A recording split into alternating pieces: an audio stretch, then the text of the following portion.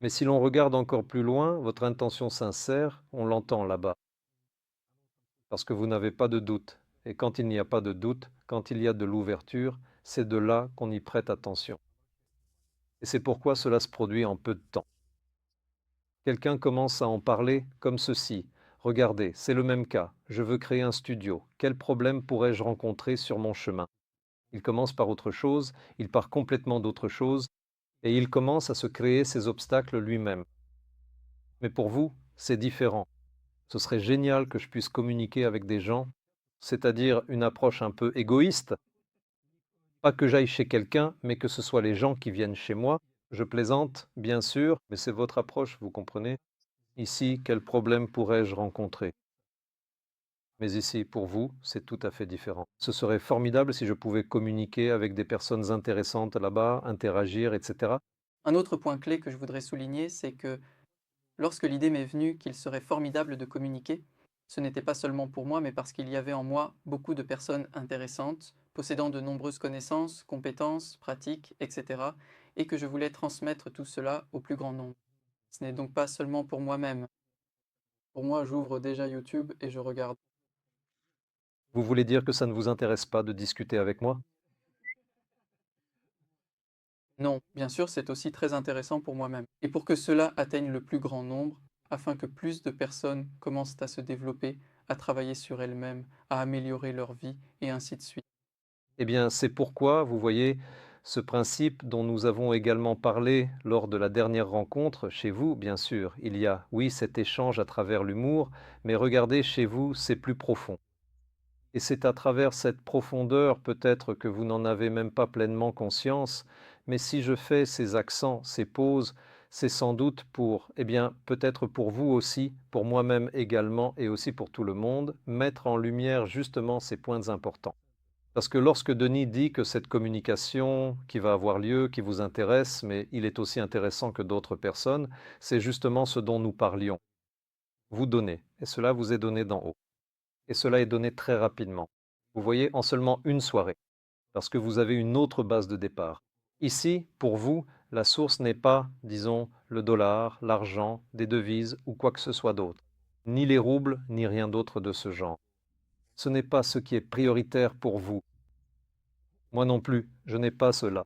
Donc, Denis, mettons-nous d'accord sur la façon dont cela va se passer chez nous. Voilà, notre seul désir est simplement de se rencontrer, d'échanger. Qu'est-ce que nous pouvons partager? Peut-être, si Dieu le veut, cela sera utile d'une manière ou d'une autre. C'est-à-dire que cet état d'esprit, vous comprenez, dès qu'on met l'accent ailleurs, tout cela peut s'arrêter d'un coup. Même si l'on prend le domaine des affaires, les gens qui placent les finances tout en haut, au sommet, cela peut durer longtemps. Mais le plus important, c'est l'idée. L'idée, quand il y a une idée, tu donnes et d'en haut, on te donne aussi. Quand tu as des finances, tu prends et d'en haut, on te prend aussi. Il ne faut donc pas oublier cette synchronicité. C'est pourquoi c'est formidable. Merci, C'est pourquoi je veux encore une fois vous dire un grand merci. merci. C'est un retour. C'est probablement ce qu'il y a de plus précieux pour un enseignant, si je peux m'appeler ainsi. Ce sont sans doute les moments les plus agréables. Mais ce n'est qu'une des situations que j'ai décrites qui m'a permis de faire quelque chose grâce aux connaissances que vous transmettez. C'est-à-dire que, amis, je recommande à tout le monde. Peut-être qu'on laissera un lien où les gens pourront écrire, s'inscrire, si cela intéresse quelqu'un. Nous avons donc des cours hebdomadaires chaque jeudi. Il y a différents groupes chez vous, n'est-ce pas, Yassik, si je comprends bien? Il y a aussi des débutants, il me semble. Eh bien, nous allons probablement désigner ce groupe-là. Je vais sans doute expliquer ce qui s'y passe. À chaque séance, nous avons un nouveau thème, nous analysons ce sujet et nous donnons une orientation. Et ensuite, nous avons chaque séance comporte une partie pratique, c'est-à-dire que le travail se fait selon l'intuition. Et nous terminons, comme une continuité du thème, par un travail méditatif que l'on peut appeler des pratiques intérieures. C'est donc une formule équilibrée déjà éprouvée depuis un an. Donc oui, si quelqu'un est intéressé, nous pouvons envoyer quelque chose sous forme de lien. Et le plus intéressant, c'est la pratique, c'est-à-dire que cela se passe sur Zoom. D'abord, il y a une conférence, puis automatiquement, vous êtes répartis en binôme sur Zoom. Et avec votre partenaire, accomplissez les tâches. Autrement dit, il y a des exercices pratiques directement pendant le cours magistral. C'est très utile. Analyse des nuances en pratique. Cela fait 1 heure et demie pour nous. Vadim, Valentinovitch, existe-t-il un lien entre l'intuition et les rêves? Alors, comment l'intuition influence-t-elle les rêves ou les rêves influencent-ils l'intuition? Avez-vous des exemples concrets? c'est un domaine immense. Mais laissez-moi vous dire, peut-être que ce n'est pas très élégant, ou peut-être que ça l'est, mais je vais le raconter tel que je l'ai ressenti moi-même. Et après cela, il y a probablement eu une percée de l'intuition en moi-même parce qu'il était impossible de ne pas le remarquer. Et le plus important à ce sujet, le mentor m'avait prévenu en me disant de m'y préparer. Et ce moment, je pense que je peux le raconter maintenant parce que, Dieu merci, je ne sais pas si c'est de la publicité ou non, mais nous avons maintenant un livre qui a été écrit il y a déjà un certain temps, Leçons avec le maître. En ce moment, il a déjà passé toute la relecture, il ne reste que la couverture, nous cherchons simplement des options pour la couverture. Et si Dieu le veut, le livre sortira, et c'est avec ce rêve que je commence là-bas. Comme ce qui s'est passé, moi je peux le décrire, le raconter, donc je peux en parler en détail, mais je ne vais pas trop m'y plonger parce que c'est une expérience très personnelle. Dans ma vie, en principe, je ne fais pas de rêves, et encore moins des rêves en couleur ou quelque chose comme ça fait longtemps. Je m'endors, je me réveille, ma femme m'envie toujours à ce sujet. Mais sur quoi le maître mettait l'accent? Chacun de vous sait qu'il y a certains rêves, oui, certains dont on se souvient pour une raison ou une autre, puis ils s'effacent, d'autres qu'on n'arrive pas du tout à retenir, ils disparaissent tout de suite. Mais il y a ces rêves dont on se souvient et qu'on n'oublie jamais parce que tu ne fais pas que les vivre, tu te souviens de chaque détail. Et il y a de nombreuses années, j'ai fait un tel rêve. Donc, une petite introduction rapide. Le mentor avait autrefois donné son numéro de téléphone au cas où, mais nous ne l'avons jamais contacté. Pas de SMS, rien du tout. Il disait, laisse-le au cas où. On ne sait jamais si jamais un jour il se passe quelque chose. Et voilà, en 27 ans, c'était le premier contact, précisément lié à un rêve. Un jour comme un autre, je m'endors simplement, je vais me coucher, et soudain je fais un rêve très étrange. Nous marchons avec le maître, vêtu de blanc. Et sans doute, c'est avec les années que je peux raconter ce rêve plus calmement, parce qu'avant, je ne pouvais pas en parler. Parfois, le maître m'obligeait, j'ai compris plus tard que c'était exprès à raconter cela devant les gens. À moitié, je m'arrêtais parce que j'éclatais en sanglots. Je ne pouvais pas, parce que chaque fois, je le vivais tellement intensément. Et nous marchons avec les disciples, avec le maître, nous avançons sur la route.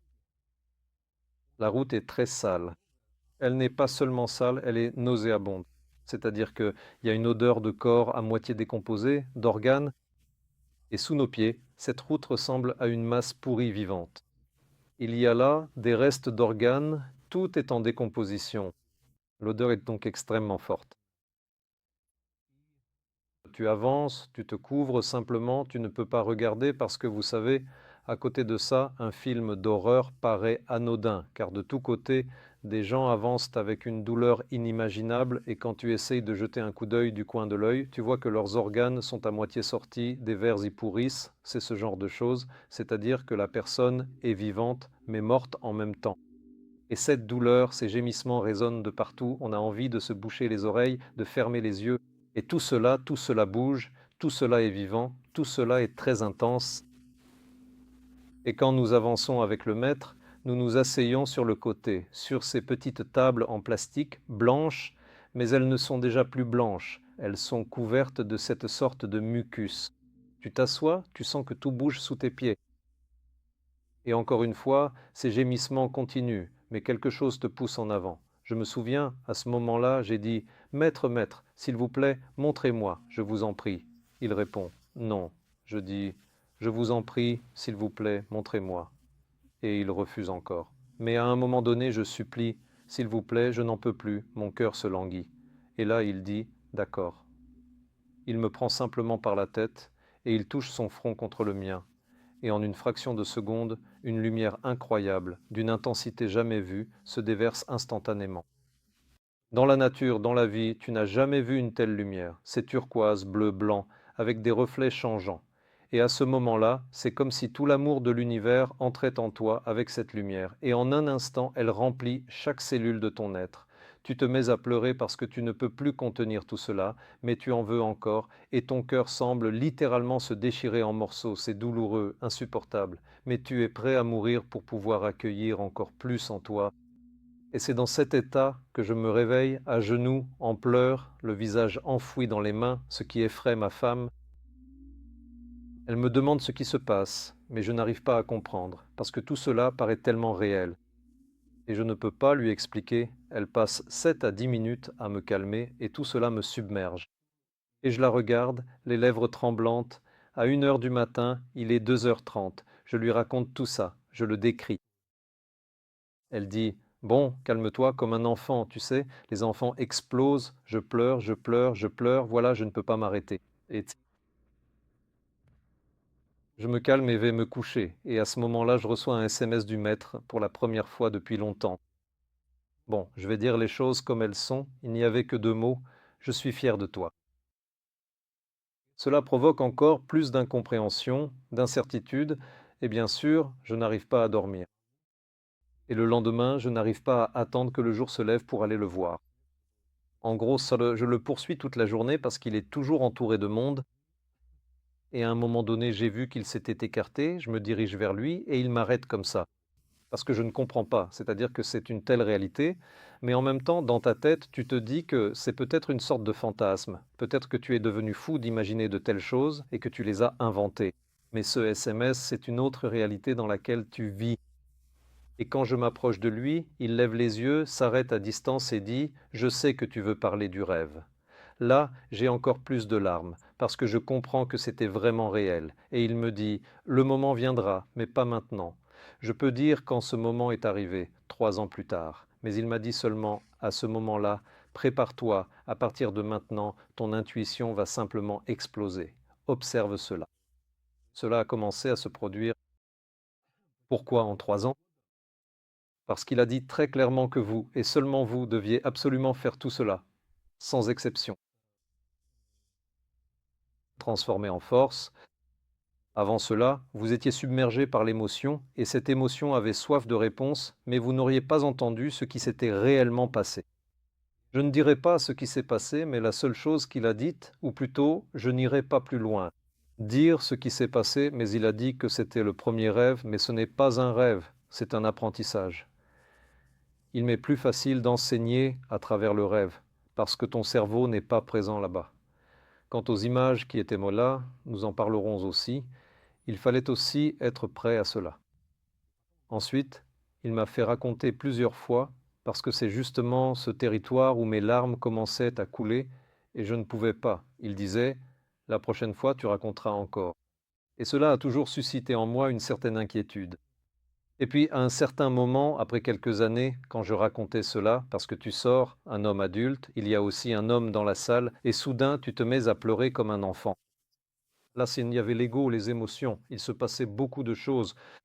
Et à un moment donné, alors que j'avais encore les larmes aux yeux, il m'a dit: «Maintenant, c'est fini, ne t'autorise plus. Transforme cela en force, transmue-le. Respire, fais ce que tu veux, mais ne laisse pas les larmes couler.» Et maintenant, je crois que je le ressens, je parle déjà différemment. Avant, j'aurais déjà eu les lèvres et les yeux humides, et c'est tout. Et là, il y avait encore un tout autre sens, ce qui a été montré. Je ne vais pas en dire plus, mais c'était aussi la réalité, le fait qu'on voyait cette chair vivante et tout le reste. Et où est cette réalité? Où était-ce? C'est pourquoi ce territoire, oui, il a un lien direct, car j'ai aussi reçu la confirmation de ce qu'il a dit: voilà nos intuitions. Et donc, quand on fait des rêves, il faut prêter attention à ceux dont on ne se souvient pas. Il y a une source en eux, il y a une source qui... Je peux même vous raconter un exemple aujourd'hui.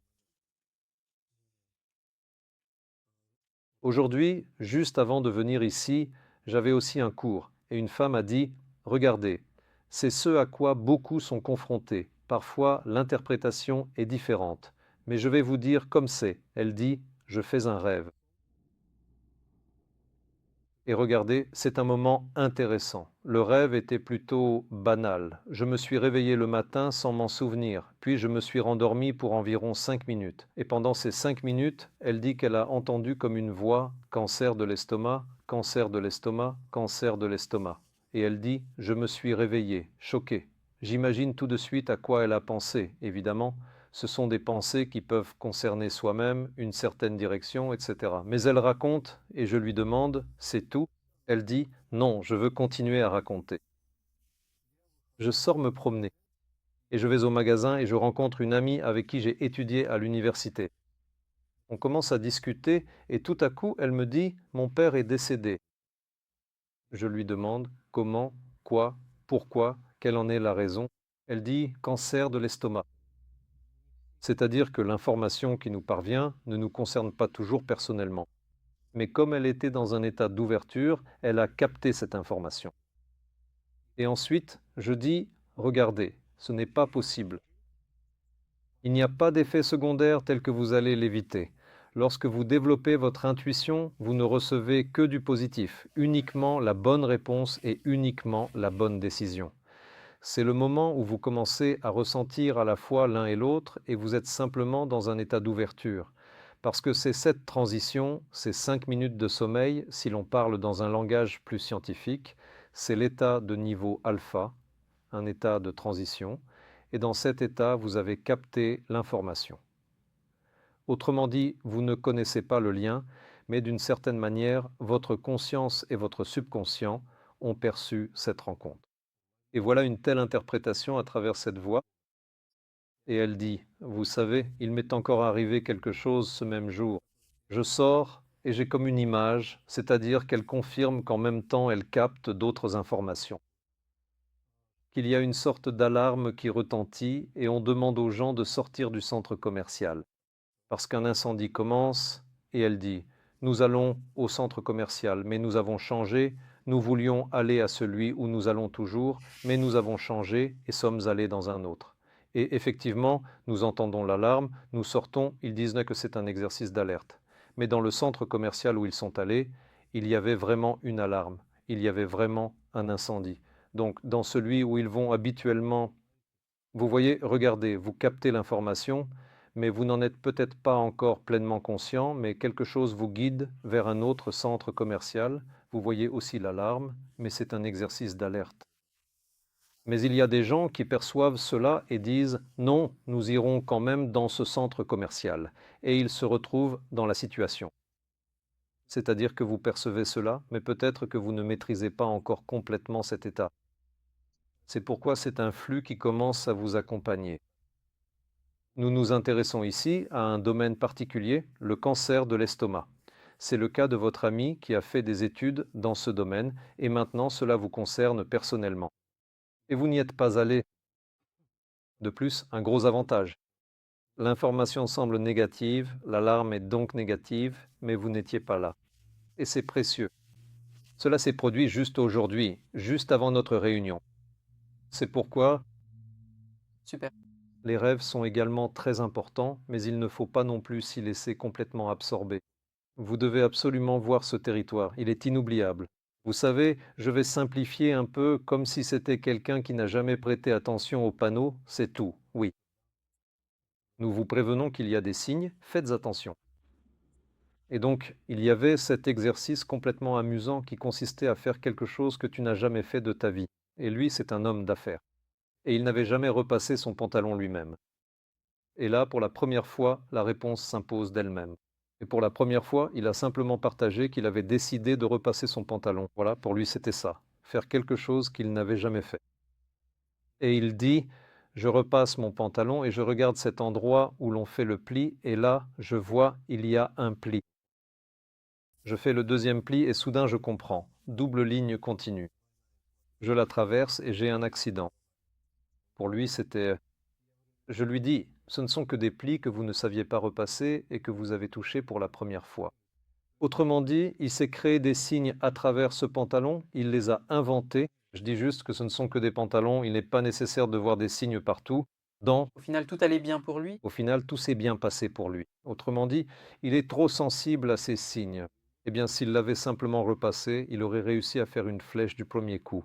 Mais comme il n'avait jamais repassé, il a fait ça. C'est-à-dire que parfois, cette tendance aussi à aller trop loin et chercher partout quelque chose qui donne des indices, qui guide, là aussi, il faut justement de l'intuition pour ne pas tomber dans un excès de mysticisme.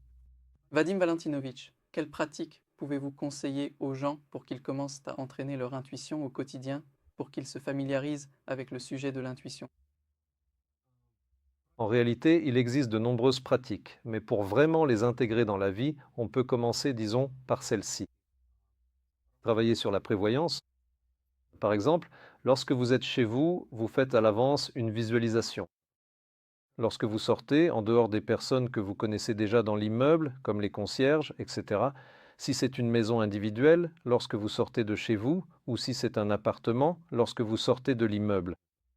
Essayez de prévoir qui sera la première personne que vous rencontrerez. La première personne peut être un homme ou une femme, c'est la première chose.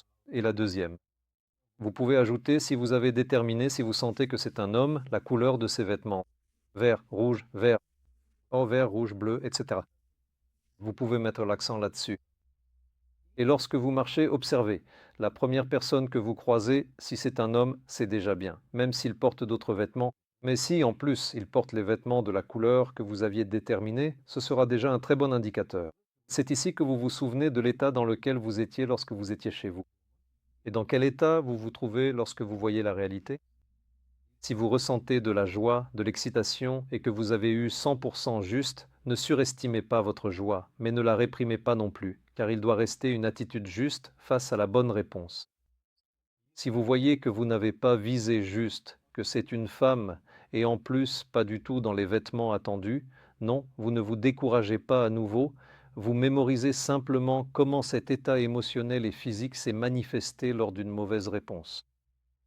Un autre point, vous marchez déjà dans la rue. Essayez par exemple, il y a des voitures qui passent. Vous voyez, n'est-ce pas? Essayez par exemple de deviner la couleur de la voiture qui passera après 4 voitures. Autrement dit, cette diversité commence à augmenter votre sensibilité. Oui, il se peut que par hasard ou simplement à cause de la succession naturelle des voitures, vous disiez qu'après 4 voitures, ce sera une voiture bleue et elle apparaît effectivement. Et votre cerveau dira, eh bien oui, il y a des voitures bleues qui circulent. C'est juste un coup de chance. C'est pourquoi, pour calmer votre esprit, essayez de perfectionner cette méthode. La prochaine fois, au lieu de deviner la couleur de la voiture après un certain nombre de voitures, essayez de le faire en fonction du temps. Par exemple, dites-vous, dans 1 minute et 13 secondes, ce sera une voiture bleue. Et lorsque, au bout d'1 minute et 13 secondes, une voiture bleue apparaît, c'est là que le cerveau exige des faits. Le cerveau a toujours la gueule affamée, et quand il y a à la fois le temps et la voiture bleue, il n'a plus d'arguments pour contester. Autrement dit, cela devient un fait. Et puisqu'il réclame des faits, il les obtient, alors il commence à baisser le volume de ses pensées. Ensuite, sans même sortir de chez vous, vous pouvez vous demander à quelle heure et sur quel sujet vous recevrez un SMS. Si vous sentez qu'un message va arriver, voilà, vous fixez l'heure et vous attendez. Si en plus vous recevez un SMS et que le sujet est proche, cela signifie que votre perception est plus large. Ou bien, vous pouvez observer, par exemple, même si c'est un appel, peu importe, que ce soit à la porte ou au téléphone. Avant de répondre, essayez de deviner si c'est un homme ou une femme. Avant de décrocher ou de vous approcher, il y a le Judas de la porte, vous pouvez vérifier, regarder, tout le reste. C'est-à-dire que vous commencez même, disons, aujourd'hui avec la télévision, tout ce que vous voulez, vous pouvez le pratiquer sans même sortir de chez vous. Il y a énormément de possibilités. Par exemple, vous coupez le son de la télévision, vous fermez les yeux et vous zappez simplement les chaînes, le nombre. Sans le son, sans regarder, vous essayez de deviner quel est le sujet qui passe. Par exemple, des films ou des clips, ou encore qui est en train de parler en ce moment. Une femme ou un homme, encore une fois. C'est-à-dire que vous pouvez déjà, dans ce genre de contexte, je vous donne la direction et vous pouvez essayer par vous-même dans ce sens et votre sensibilité va augmenter. Ensuite, vous commencez à observer, par exemple, je sors maintenant, une voiture arrive chez vous, quelqu'un vient vous chercher. Est-ce qu'ils arriveront à l'heure ou en retard? Dois-je sortir et avoir froid dans la rue ou dois-je attendre un peu et sortir maintenant? Et justement, à ce moment-là, la voiture arrive. Et dans la vie, ce genre de choses vous arrive. Je suis sorti et il est arrivé juste à ce moment-là. Oh, comme nous, mais c'était aussi un ressenti, mais il n'était pas contrôlé. Mais ici, il faut déjà passer à la gestion de ce ressenti. Merci. Partagez, s'il vous plaît, dans les commentaires vos résultats, idées, pensées qui vous sont venus après avoir regardé cette vidéo. Partagez cette vidéo avec vos amis, vos proches, afin qu'ils puissent en tirer quelque chose d'utile pour eux, pour leur vie. Je vous souhaite à tous le meilleur. Au revoir, merci. Et à bientôt, sans doute, n'est-ce pas? Oui, On se revoit, on continue. Merci beaucoup. merci.